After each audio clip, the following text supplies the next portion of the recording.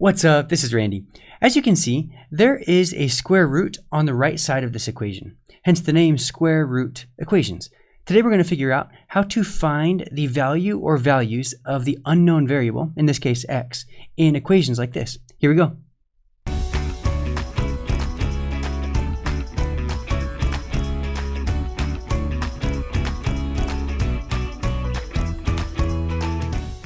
Alright, so what are we going to do today? We are going to walk through a pretty difficult example problem, and the steps that we follow are listed below. First of all, we will need to isolate the square root expression within the equation, that is, get it by itself on one side. And then in order to get rid of the square root, we will square both sides, and then we will solve for the variable. Now, the way that you solve for the variable in this step can really vary from problem to problem. And after we have found a solution or solutions, we will check for extraneous solutions, okay? Now, we'll talk about what extraneous solutions are, but when do you need to check for those? Whenever you have squared both sides of the equation, such as in a square root equation, when you need to square both sides in order to get rid of the square root, that is when you need to check for extraneous solutions. So you can think of extraneous solutions as irrelevant solutions. Solutions that look like solutions, but they're actually not. It's like they're fake solutions. Now that'll make more sense once we go through the example. By the end of today, you will be able to isolate square roots in equations, solve for the unknown variable in square root equations, and check for extraneous solutions. I just got these from today's plan. So now let's look at the example. All right, solve the following equation for the unknown variable.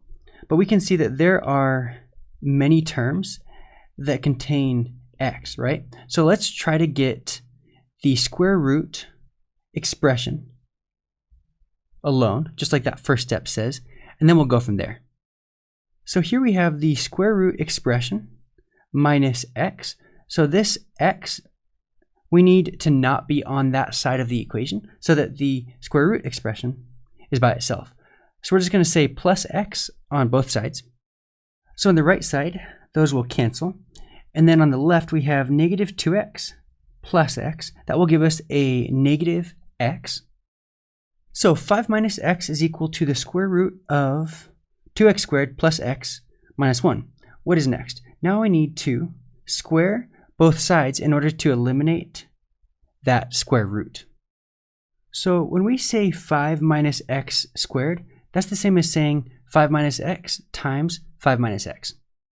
And here on the right, if you take the entire square root and you square it, the square root and the square cancel, and then we're just left with whatever expression was inside the square root. So we have 2x squared plus x minus 1. All right, now let's multiply out this binomial with this binomial. That is, we're going to multiply every term in the first binomial by every term in the second binomial. All right, 5 times 5 is 25. 5 times negative x and negative x times 5 are both negative 5x. And negative x times negative x is positive x squared. Let's immediately combine these two like terms in the middle. So that will give us minus 10x. And then we'll just rewrite what we had on the right side again. Now, as we can see, this is a quadratic equation. So let's move everything to the left and only have 0 on the right. So we're just doing the inverse operation of every term here on the right. So minus 2x squared minus x and plus 1. Now let's do those same operations over here on the left. And as you can see, I just made sure to have those operations underneath their like term in order to be able to add or subtract. So what do we get? We're going to have 26 minus 11x minus x squared. And on the right, obviously everything canceled, so we just have 0. Now let's put the left side in standard form. So let's have minus x squared minus 11x plus 26. Okay, so now you can see that we have a negative x squared starting out that left side of the equation. I don't like having a negative x squared in front, so what we can do is actually multiply both sides of the equation by -1. You can see that the right side over here will not change because 0 times -1 is just 0. But the nice thing is that now the sign on every term on the left will change, and we're going to start with a positive x squared. So as I'm recording this, I just realized that we actually could factor this expression on the left, and that will make it way easier to find x. So I'll show you how to factor it real quick, and then we'll set each factor equal to 0 and solve for x, and then I'll show you with the quadratic formula as well.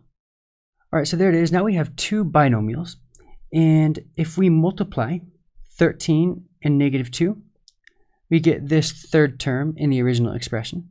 And then if you add 13 and -2, then you get this b term, which is 11. So now to find the value or values for x, we're just going to say x plus 13 equals 0 and x minus 2 equals 0, and then solve for x. So in order to get x alone in the first equation, we're just going to say minus 13 on both sides. And in order to get x alone in the second, we're just going to say plus 2 on both sides. All right, so -13 and 2 are the values that we think are the values for x, but because we squared both sides going from this step to this step, we need to check for extraneous solutions. That just means plugging in each value for x back into the original equation and making sure that the equation remains true. So we'll start with -13. So when you simplify this left side, you get 5 minus -26, or it's like saying 5 plus 26, so 31. And on the right, here we have the square root of 2 times 169 minus 13 minus 1. So everything inside that square root is 324. And what is the square root of 324? Comes out really nicely. It is 18. And 18 minus -13 is 18 plus 13, which is in fact also 31. So we just checked for -13 as an extraneous solution, and we now can see that it is not an extraneous solution because when we plug it in, the equation is true. So we know that -13 is absolutely one of our solutions. Let's just say hypothetically, on the left you had 31, and when you worked out the right side, you got 81. Then we know that 31 is not equal to 81, and -13 would have been an extraneous solution, but we know that's not the case. We did in fact get 31 on both sides, so -13 is one solution. Now let's check for 2, so we're going to plug in 2 in the original equation and see what we get on both sides. All right, so the left side works out to be 5 minus 4, or just 1. And now let's see if the right side simplified is also just 1. All right, so 2 squared is 4. 4 times 2 is 8, plus 2 is 10, minus 1 is 9. Square root of 9 is 3. 3 minus 2 is in fact 1. If you want, you can always do that in more steps, but we know that the value of the right side is also 1. So on this problem, it happens to be the case that both of the solutions that we found are not extraneous because they both make the equation true when we plug them back into the original.